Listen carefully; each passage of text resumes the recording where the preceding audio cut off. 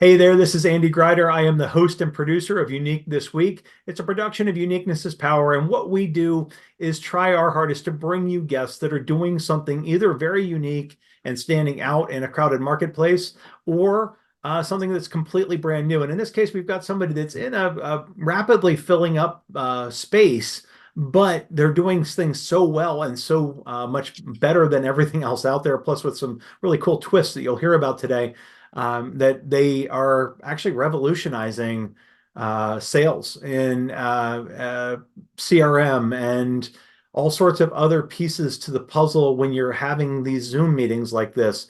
I've got with me Nishit Asnani, who is the one of the co-founders of Sybil AI, and it's Sybill .ai. So if first of all, thanks for being here and welcome to the show. Yeah, thanks for having me here, Andy. Really appreciate it. Yeah, I mean, it's an absolute pleasure. I mean, I got introduced to your technology through one of the people that's been using it for a while now, and Rachel showed it to me, and she said, you're not going to believe this. Take a look at what this just generated. Look, how it works. As somebody that actually studies facial recognition and body language, I was really blown away by the fact it had those notes in there. So you guys have built an incredible tool here. How did this all start?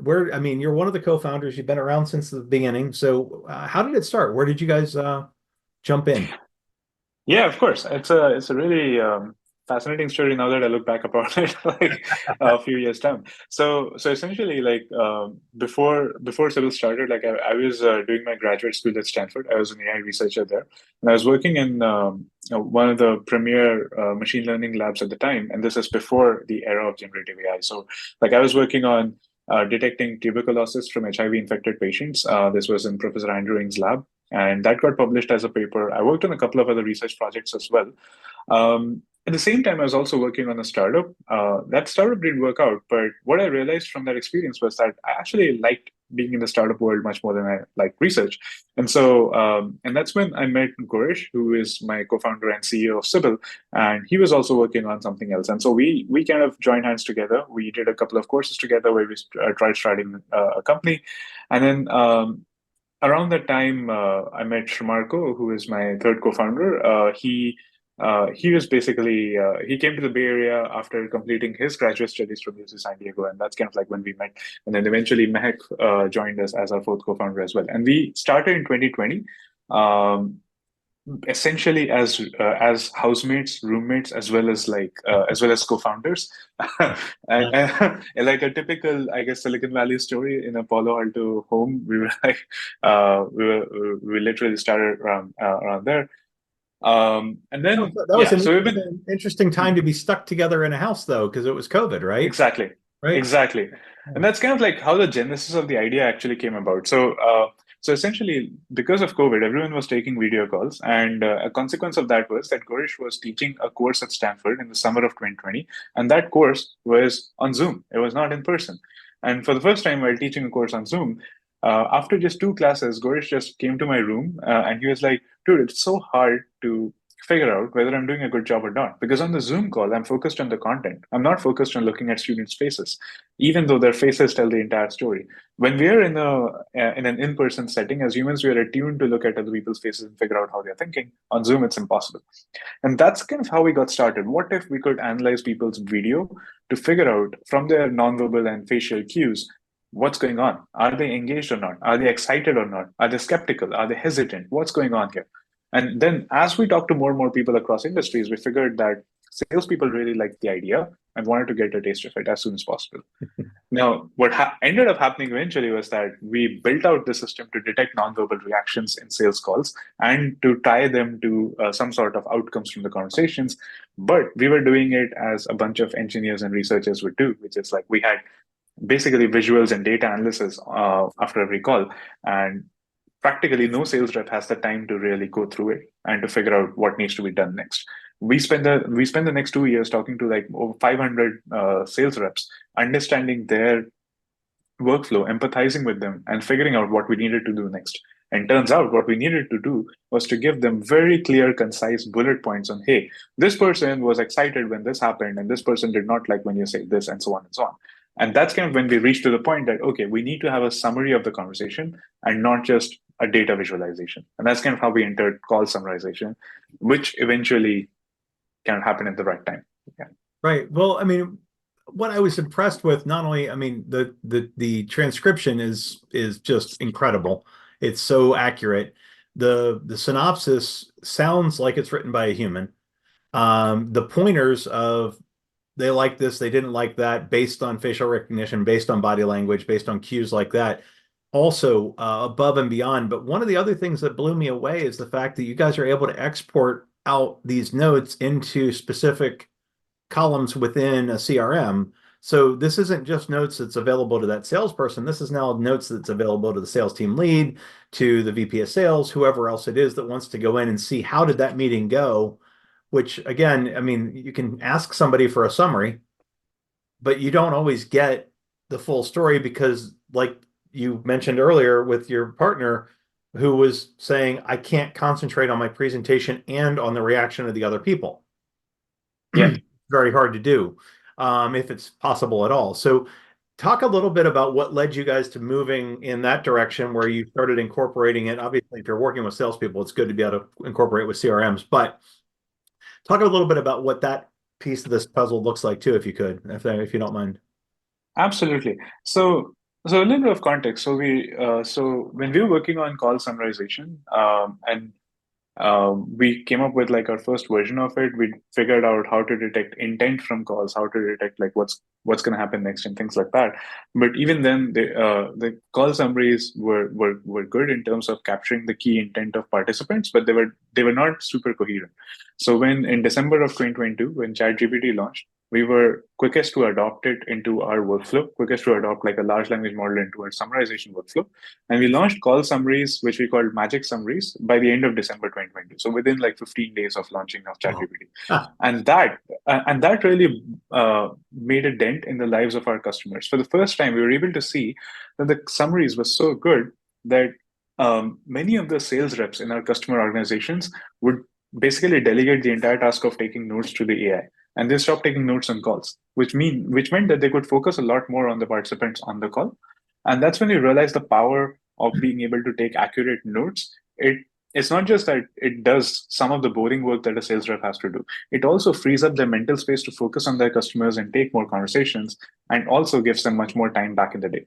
So then we doubled down on that and we figured, okay, how else can we eliminate a lot of other manual admin work from a sales rep's life? The very next piece that we figured was, okay, we're like taking notes from the call is one thing. The very next piece is, can we push these notes into the CRM? And can we push these notes into the CRM in a way that it makes sense, not just with respect to one call, but with respect to the entire deal? Because in the CRM, whether it be like you're tracking deals and opportunities in HubSpot and Salesforce, you're not just tracking calls.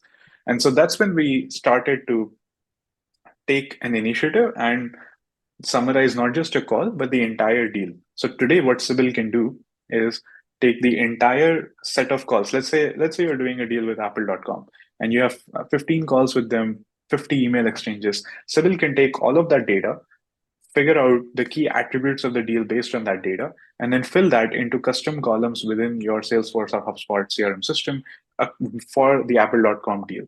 So let's say if you follow a sales framework like a Medic or a Bant or whatever, Sybil can fill out those individual fields, the economic buyer, budget, timeline, whatever fields you want, Sybil can fill them out automatically, as well as other fields that are relevant for other sort of relevant to share customer voice across the rest of the organizations Right. rest of the organization, like product gaps, close loss reasons, and things like that.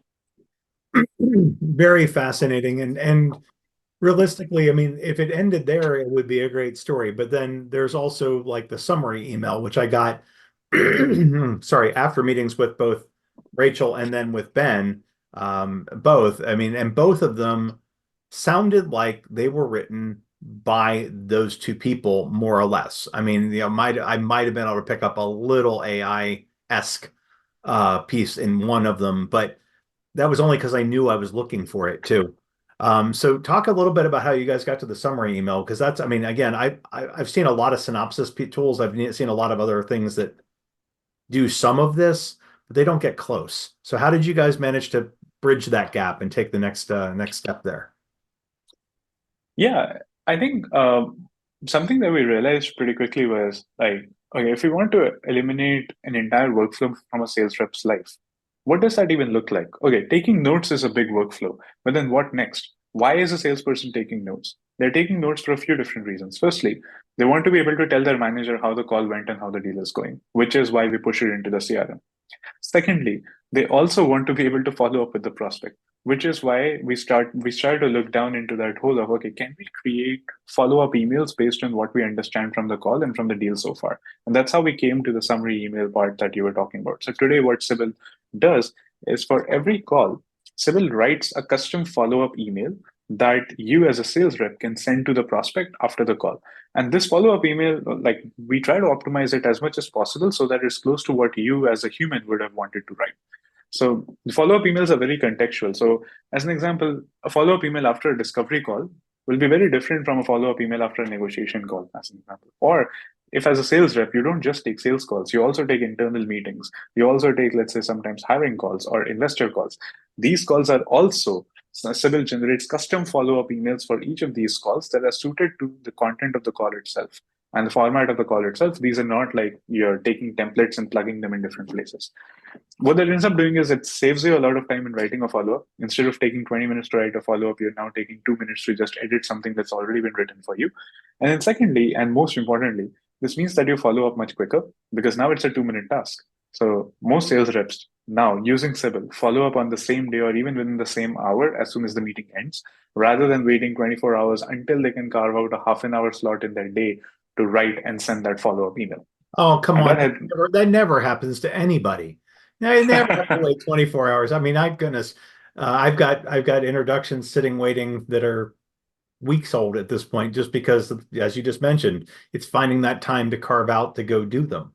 Um, yeah, and one of the things you're doing also, I think, and I want to make sure our listeners fully understand this, because again, it was explained to me by Rachel and Ben. I haven't seen it as much firsthand yet, but you touched on this, but you're actually when that follow-up email is written, it's not just contextual to the call, it's contextual to any calls that have happened prior to it, and it sort of factors that in too. If it has a piece that it needs to pull back in. I already saw talked to Ben about that, and that part amazed me too, because it'll access previous data to help write that email and make it more cogent and more applicable to that absolutely. situation. Yeah. So guys, what I gotta ask, what I mean, you've already done so much inside of really 2+ years since ChatGPT launched, or a year and a half, year and 3 months. Um, but and you did a lot before that. What's next? What's coming up? I mean, where does this all go? What does Sybil have in front of it yet as like mountains to climb? Lots of them. Good, good. I'm I think glad. Uh, I think one of the things in terms of that's unique to our approach in looking at the market is that we believe that in the next 3 to 5 years, sellers are going to be transformed into super sellers. Each sales rep should be able to close a lot more, and that will be empowered by two things. One is the general trend in organizations that individual contributors are getting more influence and more say in how things get done. It's no longer the 2000s where the sales rep is or the sales leader is forcing tools down the throat of the sales reps. It's the other way around. Now the sales reps select which tools they like, how they operate, and that way they're able to optimize their efficiency as well as drive tool adoption across the organization. So it's a trend that's happening. And what that means is we are going to build more and more for a sales rep to make them super powerful. Secondly, what's happening is because of this whole wave of generative AI, a lot of the things that sales reps were doing that were taking away time from their selling time are now getting automated on the one end, which is what we're accelerating. And on the other end, even the things that they're doing to execute on deals, a lot of them can now, an AI can sit there as a true assistant, take tasks from the rep and independently execute on them. So the rep doesn't have to worry about 100 things. They only worry about one thing, which is closing deals. So the way we see we will be able to enable that is by automating one end-to-end workflow after another in the rep's day-to-day life.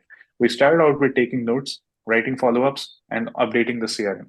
The next thing that we're going the next few things that we're looking to going to do is helping reps prepare for calls. So creating pre-call briefs that they can just read instead of spending a half an hour researching the prospect before every call. That's going to save them a ton of time. Then what we're also going to do over time is, and this is more of a long-term vision, is help them with not just with things related to calls, but let's say if you and I are on a call and I told you, hey, I'm going to send you a deck which has these specific things. Sybil can customize your existing decks to make sure that it follows what you actually told the prospect instead of you having to spend 2 hours actually doing that. Wow. So those are some of the areas in which we do want to get into, being able to have better, more qualitative forecasting, not just based on activity, but based on actual um, things that happened on the call and things like that. So there's lots of different directions we can go into, but that's sort of like how we are kind of seeing how the space is going to evolve. Every single part of the space is going to evolve to be an AI first and rep first view. Well, the other thing that I would assume, and I know better than to assume, so I will ask, but another thing that crosses my mind, let's put it that way, would be that you also seem to be able to, through cues of they like this, they didn't like that, um, buying signals, other things that you can see, I would start to think you'd be able to start to give a probability to a deal closing, and maybe even a time frame based on what the generative AI is picking up in a deal. Would that be possible at some point, or is that possible now? I think that's sort of like the holy grail of forecasting. I would not say we are there yet, Okay. Okay. but yeah, that's something that we would love to get to at some point in the future. I was going to say that, I mean, that you start to feel a little Jetson-ish or a little futuristic about all that, as you said, Yes, yes, long-term yeah. goal. But yeah, again, everything I see when I look at what AI has done, well, I'm a big user of ChatGPT to do outlines and other things like that to generate the scope and scale. You guys are so far advanced to anything that I've done that way. So I'm always impressed when I see somebody take the uh, the freshman version of what I have and go graduate level. I'm done.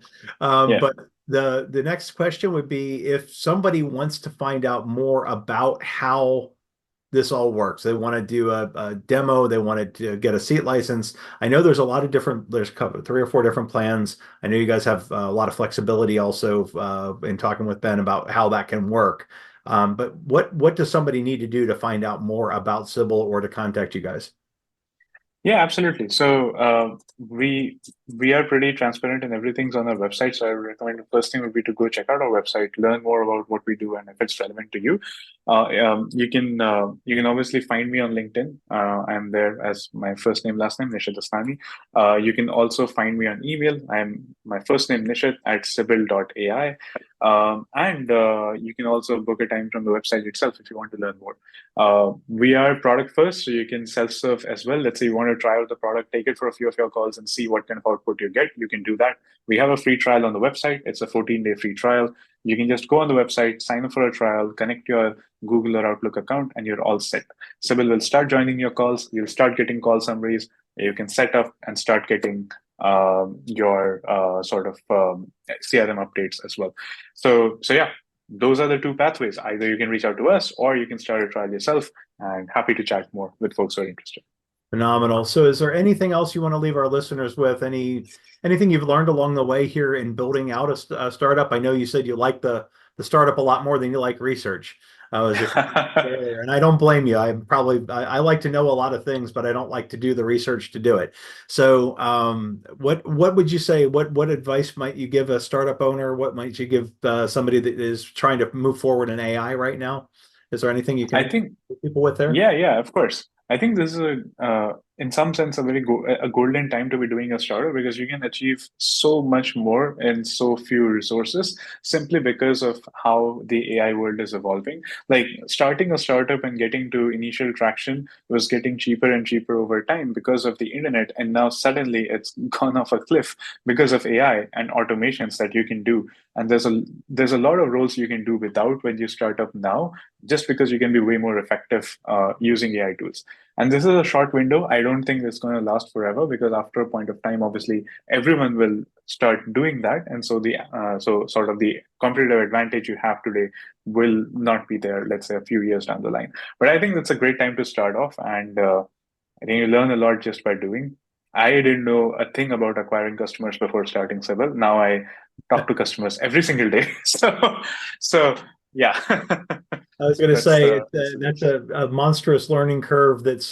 Uh, that's one part that's probably not as aided by AI, but partially aided by Yeah, AI.